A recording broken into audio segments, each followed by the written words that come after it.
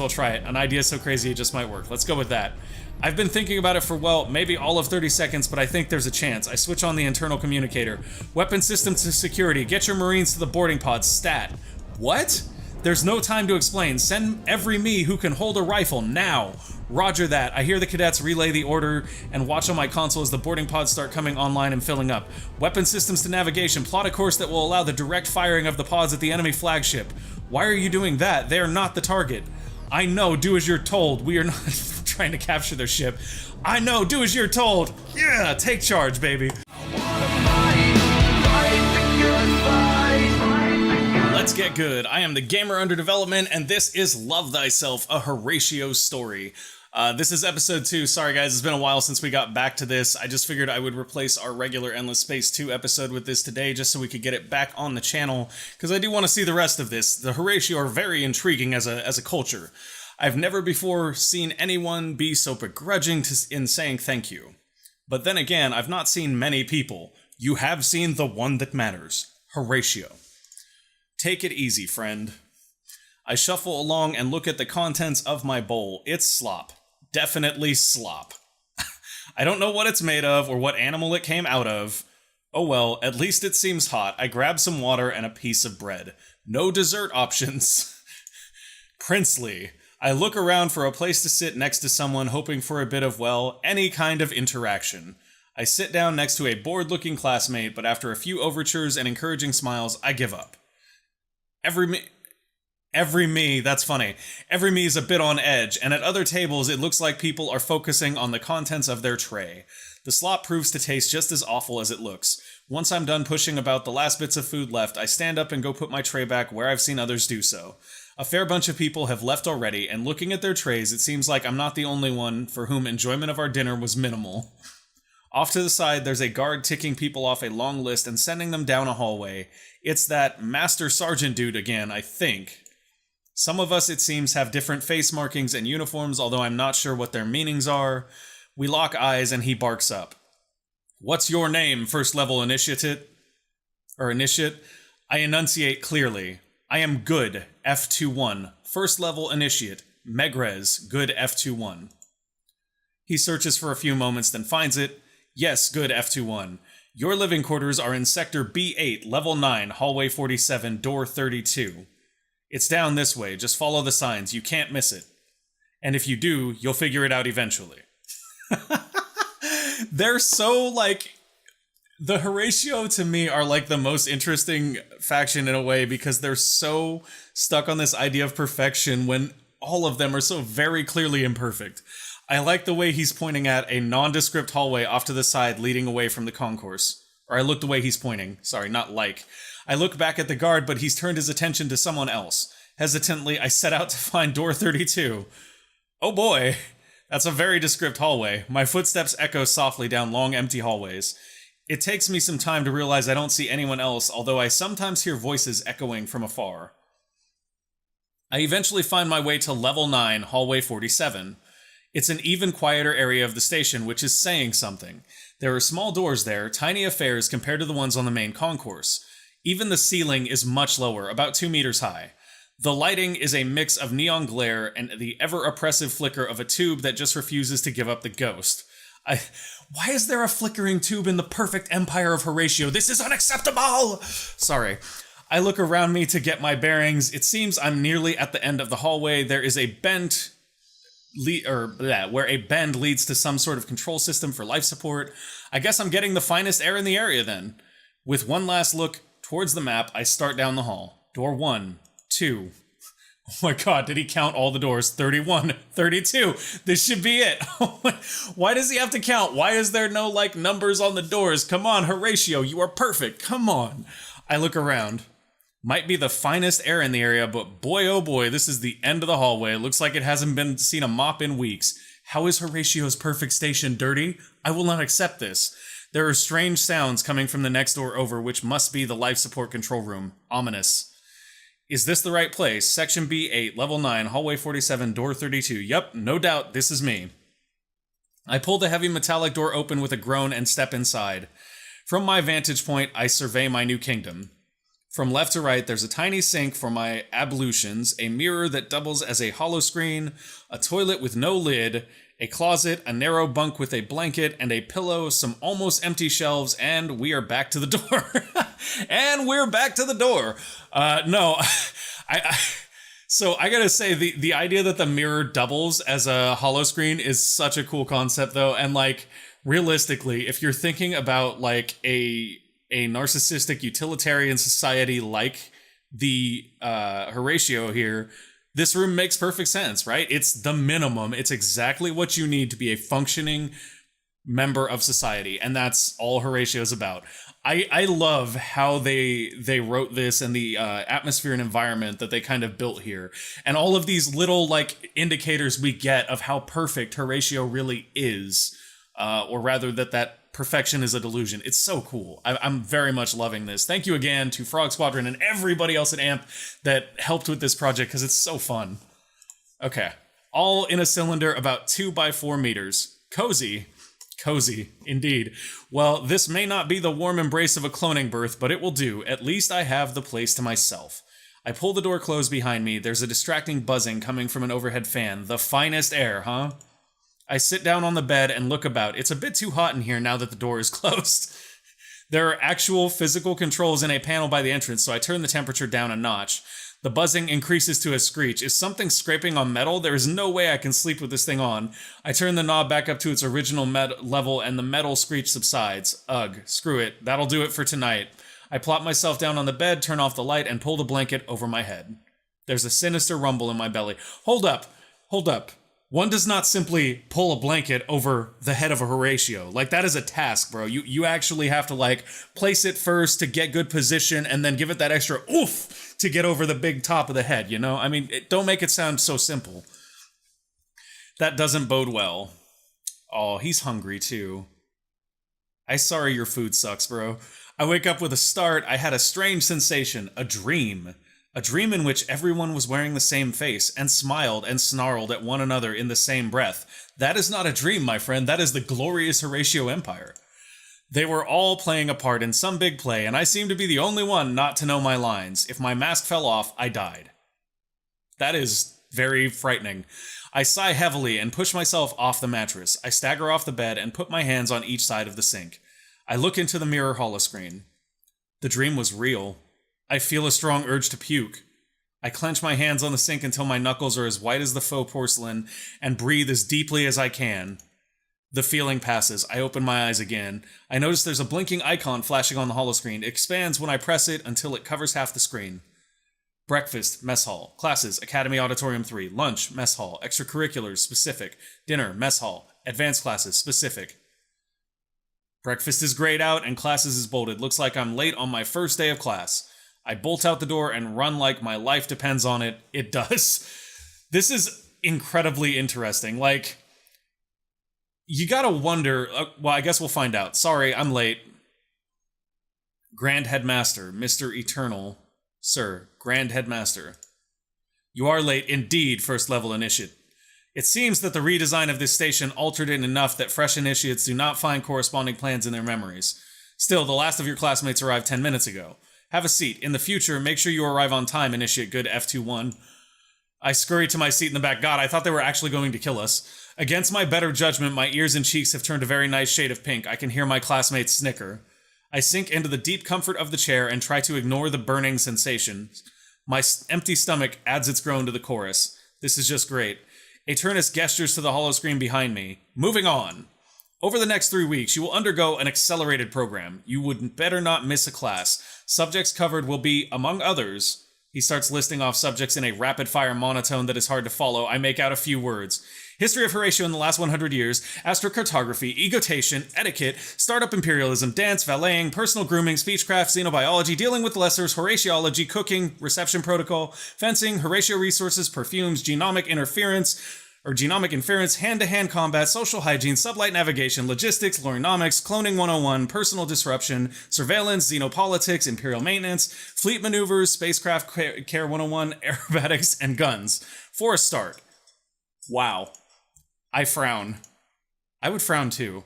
This sure sounds like an eclectic mix. I have a feeling that simply repeating this list will take up most of the 3 weeks at our disposal. We will begin with an all-time favorite, personal grooming. My classmates let out appreciative ahs and approving nods as this subject choice.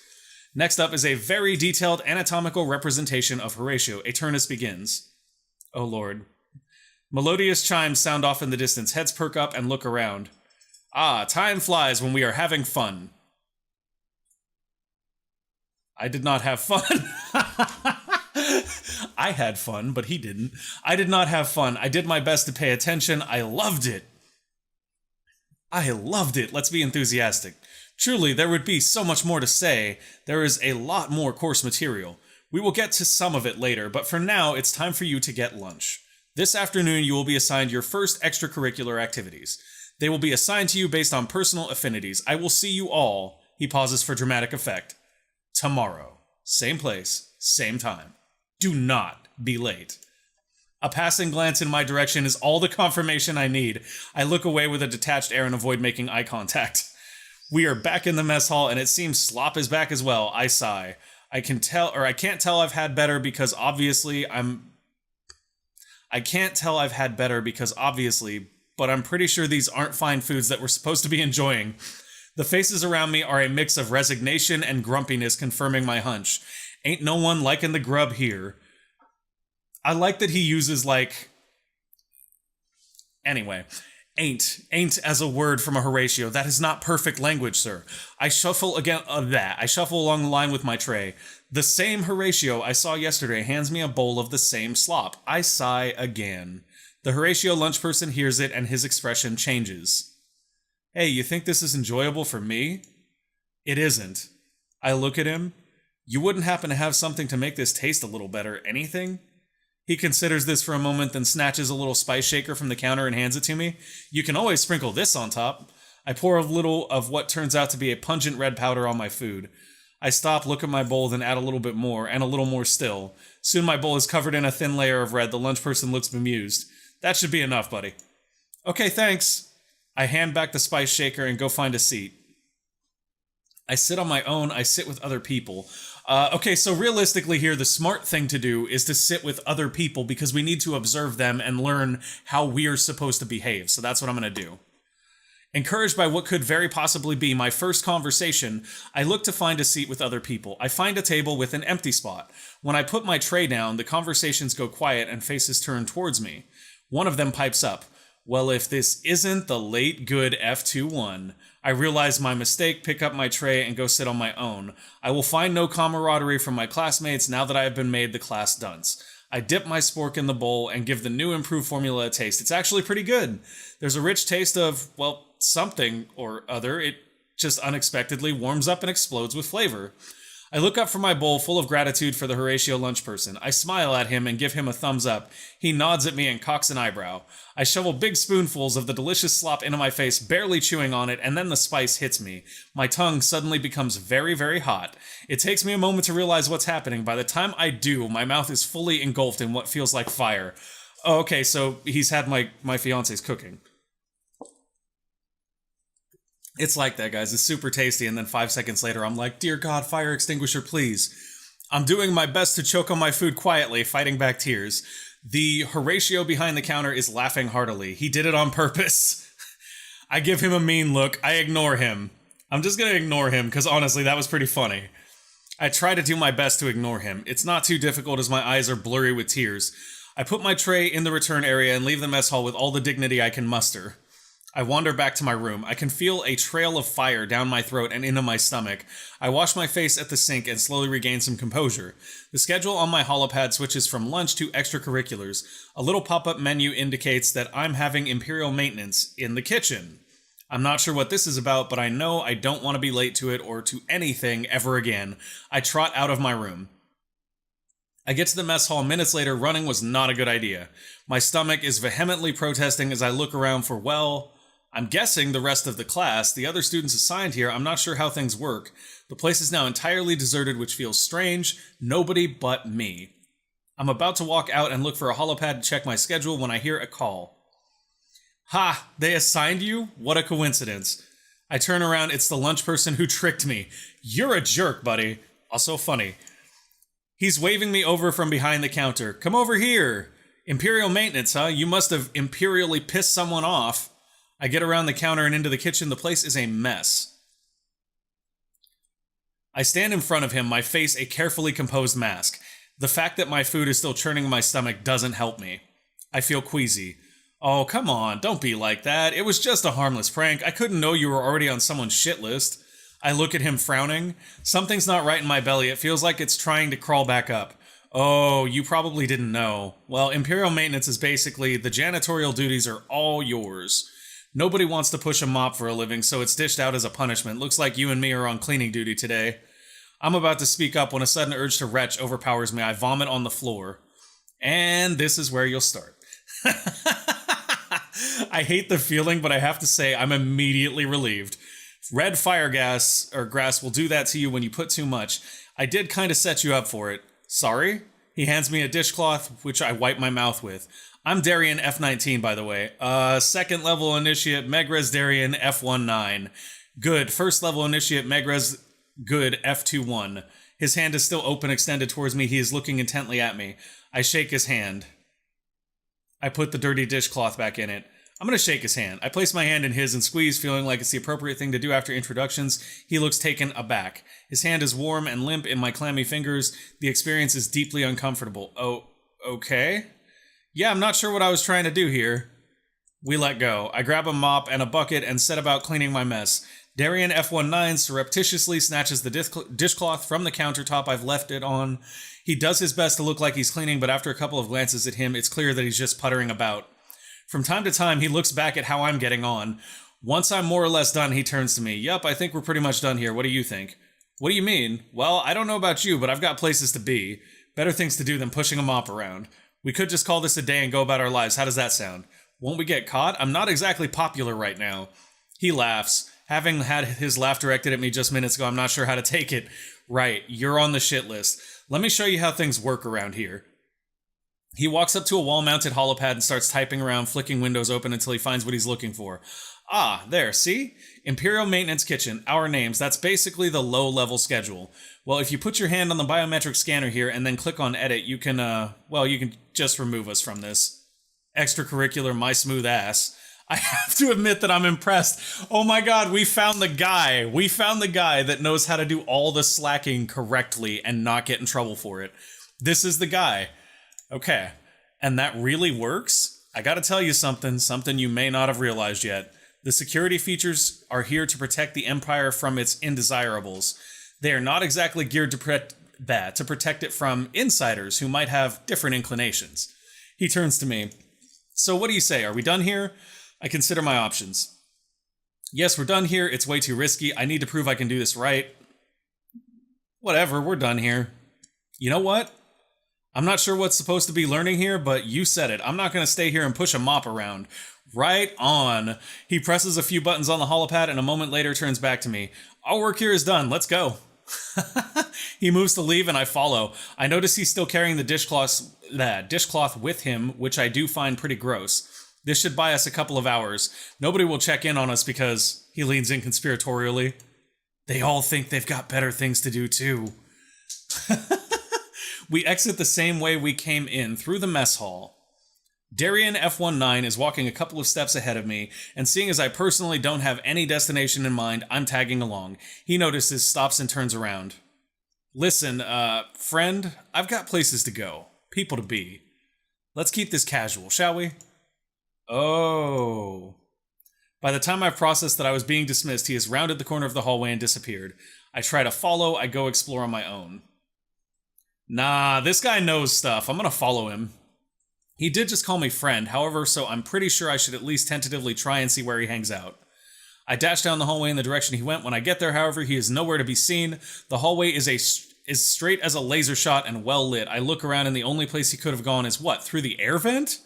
I put my head to the vent cover and I think I can hear a faint sound from inside, but I'm not sure if I'm just imagining the noise. I turn around dejected and start walking at random. After a few minutes of aimless wandering, my steps take me back to the concourse. It is almost empty compared to the first time I saw it. Still, the murmurs of distant conversation, the echoing footsteps, the light filtering from outside, all of it contributes to give the place an air of reverence. I try not to gawk as I walk around. The freely growing trees, the fountains and water pieces with running water, all of this contributes to paint a picture of an empire built on a boundless pride.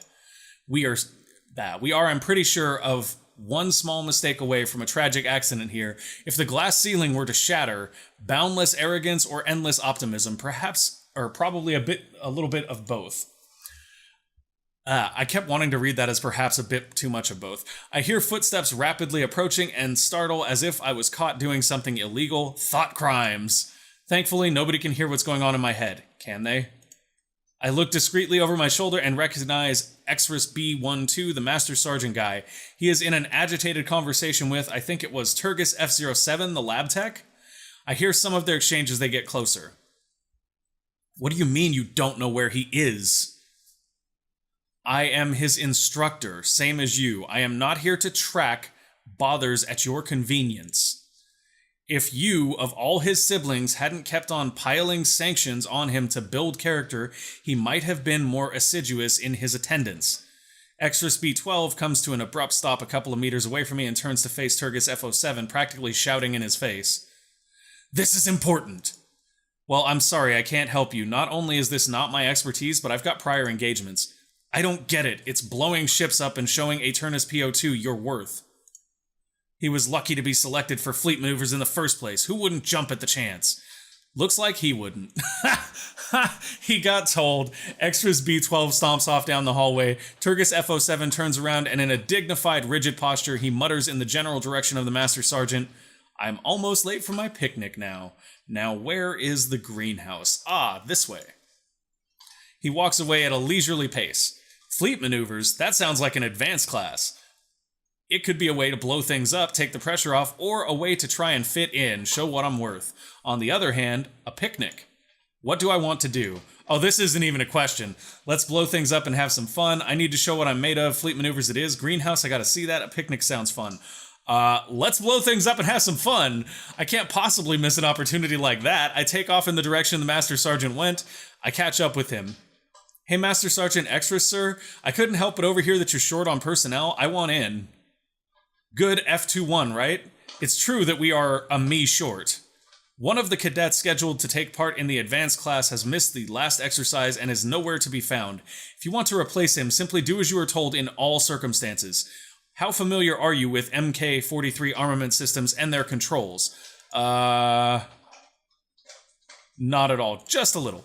Just a little. Of course, your imprinting only covers models as far as the MK41, right? I remember having to learn about that stuff too. Well, it's nothing revolutionary compared to what you're familiar with. You'll figure it out. He starts walking again and I follow. Oh, we're gonna shoot somebody. We are gonna shoot somebody important and this is gonna end badly. Before long, we get to a small door leading to the command deck of a battleship. Extras B12 notices my gaping in awe and chuckles. Impressive, huh? Yes, I suppose you wouldn't have seen a holo room before. The technology is pretty new. This one here reproduces all manners of spaceship decks for training purposes. It was commissioned roughly a decade ago after the Invictus Fleet incident. Live exercises were deemed too costly by the administration. Oh, okay, good. So they know that I was going to shoot someone. Officially, this is Holo Training Room 15 for deckside fleet maneuvers, but we've taken to calling it simply the Battle Bridge. Let's get in. Your classmates are already here. Battle Bridge, got it.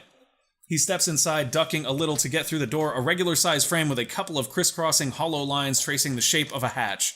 It appears wholly unnecessary, but I'm guessing it is a habit from having served on real ships. I follow suit and duck through the door. I step through the door like normal. I follow suit and duck through the door. Not sure why I did that, but maybe it made me look more professional. Master Aeternus P02 steps out from behind a huge console. Look what the star tide washed in. Good F21, what brings you here? I open my mouth to answer, but the Master Sergeant cuts me short. Grandmaster, the cadet offered to replace Darien F19, who is nowhere to be found and hasn't answered any summons. What a disappointment. Yet you believe this one will prove as talented with weapon systems, but more assiduous. Extras B12 looks at me before turning back to face Aeternus PO2. I have full confidence in any brother from the Megra's batch. It sure beats having to man that station myself anyways. Not the resounding endorsement I was hoping for, but it'll do. Make sure he does not do anything stupid. I mean, he's not wrong. Uh-oh. The Master Sergeant directs me towards a gigantic battle station with a wide seat and a whole array of panels, commands, and knobs. This is your station. Please be seated. The new headrest feels nice, huh? MK-43 series has moved controls around a bit, so the weapon systems have shifted somewhat. Point defense guns are now on your left, with laser and beam triggers in the middle. Missiles have been simplified compared to what you know, so it really is point and shoot now with this stick controller. What's this panel? This is boarding pod controls. They're not part of the doctrine right now, so you won't need to use them. Too much reticence among the crew to endanger one's face in close quarter battle. They're not even manned? Got it. Any questions? I'm good. I have a bunch. I'm good. Excellent. Let's get started. He straightens up and turns toward Aternus. We're ready to start, sir. Excellent. Load simulation. Kobayashi Sophon. Extras B12 gives Aternus PO2 a sidelong look. Are you sure they're ready, sir? You heard me. Let's get started. Sit, rep. Voices rise from across the room. Communications ready. Damage control ready. Engineering ready. Fleet command ready. Navigation ready. Scan view ready. Security ready. Strike wing ready. All around me are familiar faces, intent gazes, focus faces. They all seem to know what they're doing. I put on my most convincing game face and grab the controls. Weapon systems ready. I mean, we're playing along. I'm not sure how long this has been going on, but what I know is that it hasn't been going well. Our fleet's objective is to intercept and destroy an exploration vessel sent by the Sophon Republic. The objective would be straightforward enough if that vessel weren't followed closely by what feels like the Republic's entire fleet. Most of our own fleet has been disabled or destroyed by what feels like an altogether preposterous amount of firepower. Most of our systems are down, and our strike craft is in complete disarray. My missiles are all gone, but the energy weapons that cannot accumulate enough power for a shot. To put it mildly, we are in trouble. As the instructor now responsible for cadet military training, Extras B12 is visibly under a lot of stress. He is nonetheless trying his hardest to make us fulfill the objective of the mission. Fleet Command, launch a pincer maneuver. Impossible, sir. Our last Martio frigate was disabled by their last hit. That's the whole fleet gone. I'm out. The cadet's station turns dark, joining Strike Wing and Engineering. Sir, our sensors have picked up the activation of a cloaking device on the enemy scout. We've lost our firing solution. Firing solution, my smooth ass, cadet. Our tubes are empty and our guns are cold. This is a firing problem we're having. He shoots me a grim look. I've been a little trigger happy with the missiles, sure. I hit my targets and I cannot be faulted for shooting at the opposition. I'm pretty sure I'm the only reason we're still afloat. The lights flicker and a low rumble shakes the room. That's another direct hit, sir. The shields are down. Damage control goes dark too. I think the Master Sergeant is about to call it when I have an idea. An idea just so crazy it might just work. We're doomed anyway, might as well try it. An idea so crazy it just might work. Let's go with that. I've been thinking about it for, well, maybe all of 30 seconds, but I think there's a chance. I switch on the internal communicator. Weapon system to security. Get your Marines to the boarding pod. Stat. What? There's no time to explain. Send every me who can hold a rifle now. Roger that. I hear the cadets relay the order and watch on my console as the boarding pods start coming online and filling up. Weapon systems to navigation. Plot a course that will allow the direct firing of the pods at the enemy flagship. Why are you doing that? They are not the target. I know, do as you're told. We are not trying to capture their ship. I know, do as you're told. Yeah, take charge, baby. Extras B12 backs me up. Follow his lead. I sure hope you know what you're doing. Look at me. I am the captain now. Bearing 335, weapon systems. Your firing solution is coming up. I look at my console. I have 6 boarding pods full of Marines, too precious to be willing to carry a gun in normal circumstances, and I'm about to fire them straight at the enemy carrier. I smash the launch button, and the boarding pods blast off the side of the ship. I open a line to the Marines inside. Listen up, brothers. It is my understanding that the troops aboard the Sophon flagship are tiny nerds that are a full 2 heads shorter than you. They cannot reach the face of even the hunchbacks among your lot, so don't worry about getting them scratched. Heads up high, may his force be with you.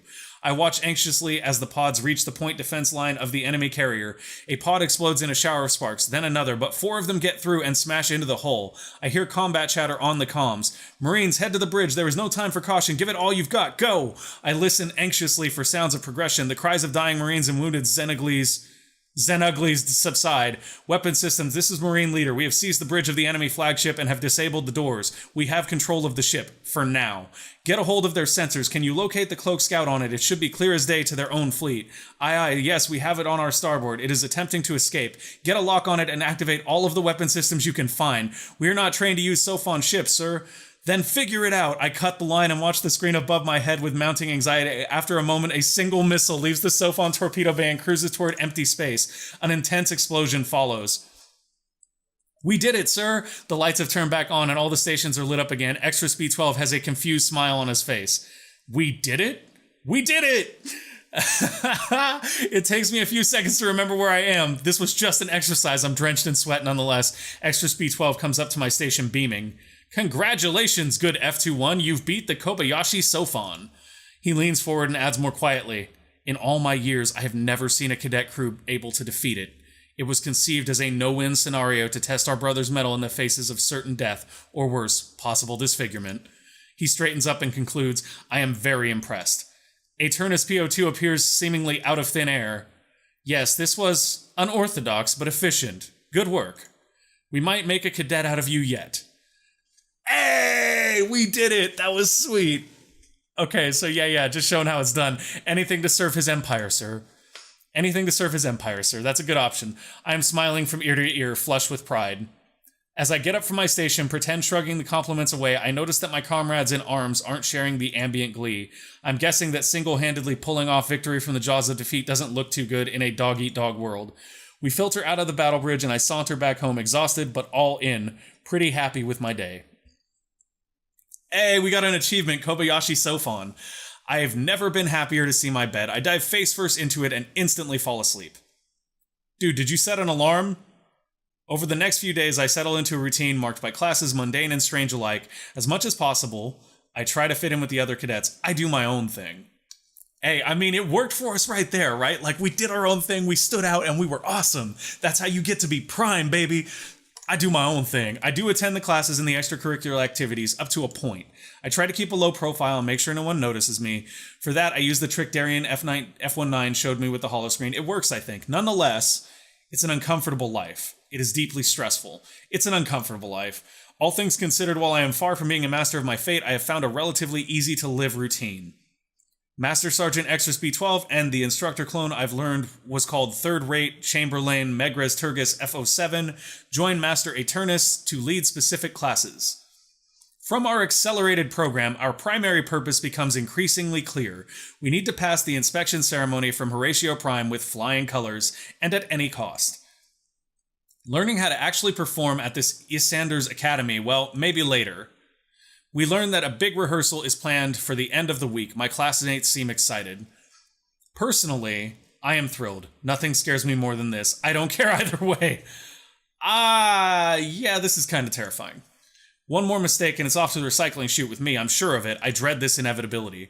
And most importantly, remember, do not mess this up. No pressure, guys. No pressure. Do not screw this up, cadets. Whatever. Dude, Darien is so cool, though. I like Darien. We wanna be an OG like Darien. The ceremony rehearsal is taking place today on the concourse. My classmates and I are arrayed in two lines facing one another. The excitement is palpable for this part, as we are apparently going to perform the Imperial Basse dance, a courtly dance that was extremely popular a few centuries ago. This explains why we've had absolutely no dance classes so far. Us newly decanted clones and our instructors alike know the dance very well. Normally, I would say that my memory of it is foggy, but of course I have absolutely no recollection of this dance or anything ever. The only things I know about dancing in the Horatio Empire are things I learned while browsing on my holoscreen. First, that there are dozens of dances that have come and gone in favor throughout the centuries. Second, that dancing is sometimes seen as a conduit for social advancement, as it is a chance to mingle with the powerful. It has apparently been used as a plot point in countless stories and dramas, to the point where it is considered a well-worn cliché. This cliché, though, most certainly contains a kernel of truth. We have been paired up randomly with one another, some of us having the honor of dancing alongside our instructors. I note that Aternus PO2 is partnered with Extra Speed 12. Are you afraid of something, Aternus PO2? My own dance companion is not anyone I've actually ever talked to, barring the disappointed grunt when our respective names were drawn.